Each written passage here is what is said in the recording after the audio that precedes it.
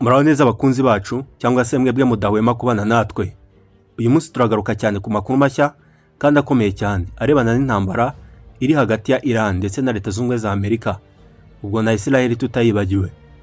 Uyu munsi turi ku tariki 9 ukwezi no kwa munani 2026. Kuri ubu bisa nkaho byinjiye mu kindi cyiciro gishya kitari cy'imbunda gusa, kuko ikibazo ntikikiri gusa ku bijyanye n'ibitero bya gisirikare cyangwa se ibiganiro hagati ya Washington ndetse na Tehran. Ikibazo gikomeye cyane kuri ubu ni Strait of Hormuz cyangwa se umuhora wa Hormuz. Iran yashyize hanze ibisabwa bishya mbere yuko uwo muhanda cyangwa se uwo muhora w'ingenzi wo mu nyanja wongera gufungurwa ku buryo busanzwe. Ku rundi ruhande, Leta Zunze za Amerika iravuga ko hari intambwe imaze guterwa mu biganiro bijyanye n'uyu muhora.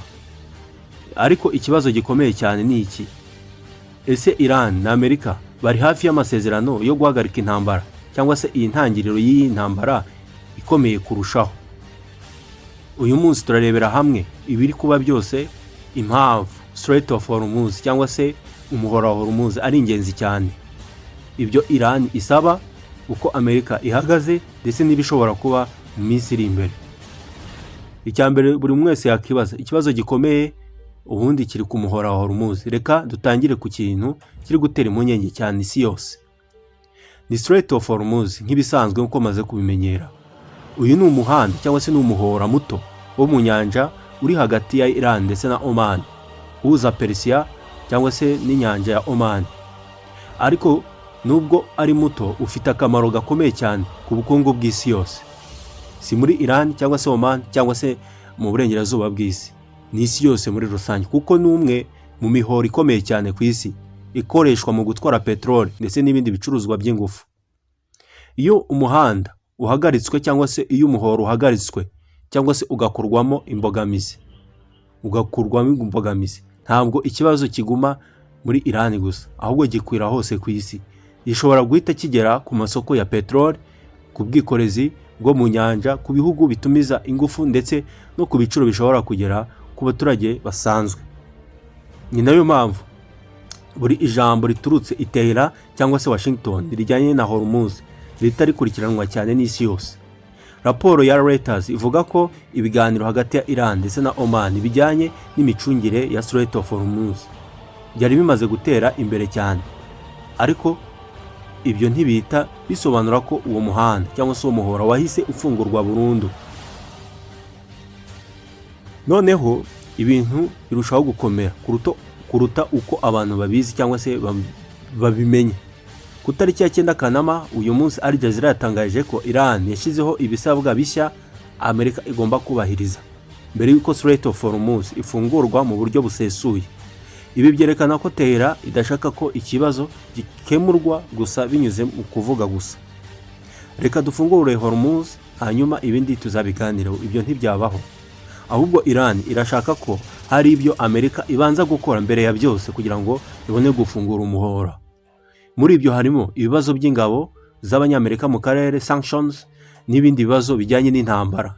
Ibi bituma ikibazo cya Hormuz gihinduka igikoresho gikomeye cyane cya diplomasi.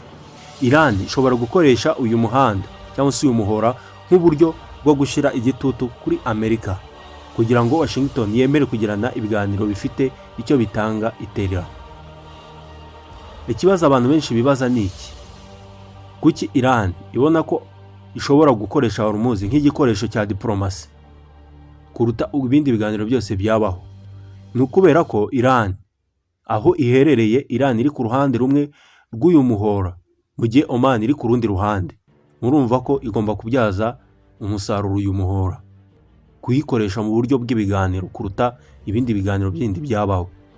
Kandi ubwikorezi bunyura hafi cyangwa se bunyura muri ako gace bufite akamaro gakomeye cyane ku bihugu byinshi byo mu birwa bya Gulf.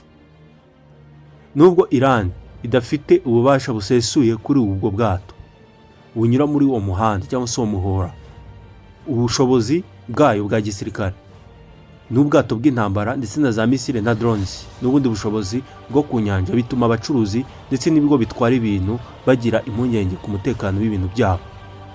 Ibi nibyo bituma ikibazo kitaba gusa ese umuhanda urafunze cyangwa se urafunguye, ni ikibazo cyo kwibaza, ahubwo kiba ese amato ashobora kunyuramo afite umutekano uhagije nk'uko byibazwa n'abashoramari cyangwa se abagerageza gukoresha uwo muhora.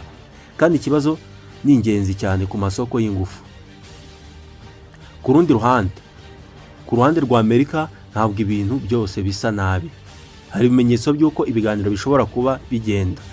Reuters yatangaje ko umuyobozi wa Amerika yavuze ko hari intambwe imaze guterwa mu biganiro bijyanye na Strait of Hormuz.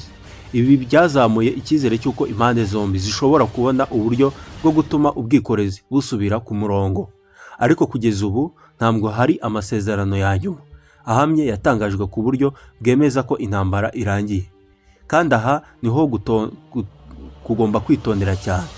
Kuba hari ibiganiro ntabwo bivuze ko hari amahoro. Kuba hari intambwe yatewe ntabwo bivuze ko impande zombi zamaze kumvikana ku bintu byose. Kuri Perezida Donald Trump, intambara iri kuba ikibazo gikomeye cyane cya politiki ndetse na gisirikare.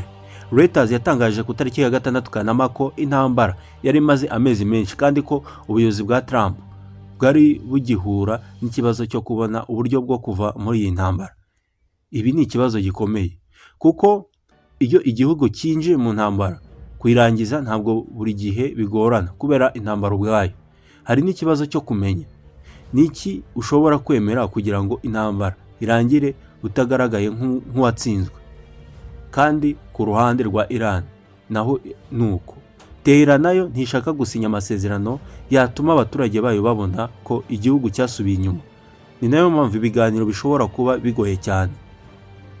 Ikindi kintu gikomeye cyane ni ibiganiro hagati ya Iran ndetse na Oman.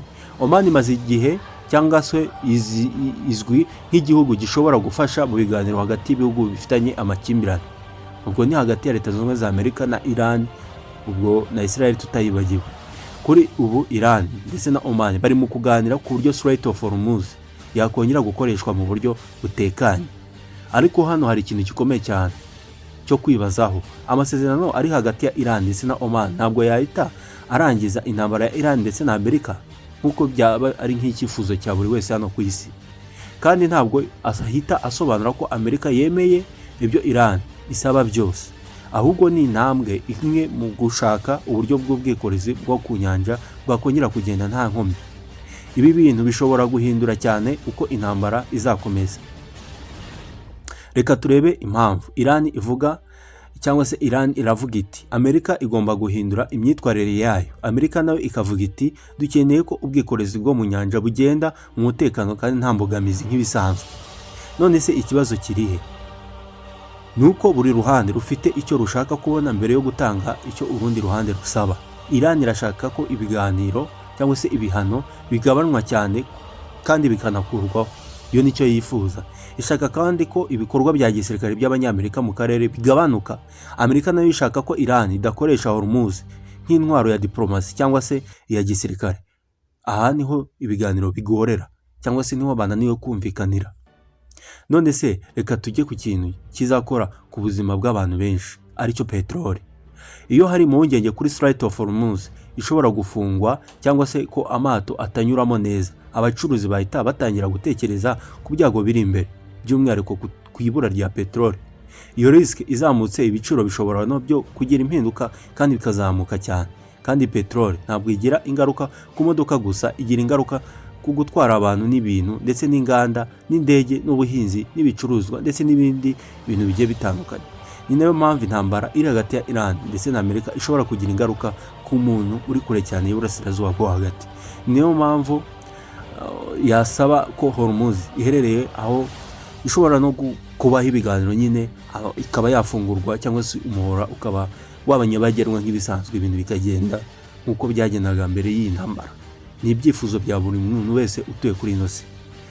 Yes, murakoze cyane rero kubana nanjye. Byaba byiza ukoze subscribe kugira ngo tujye dukomeza kubana umunsi ku wundi.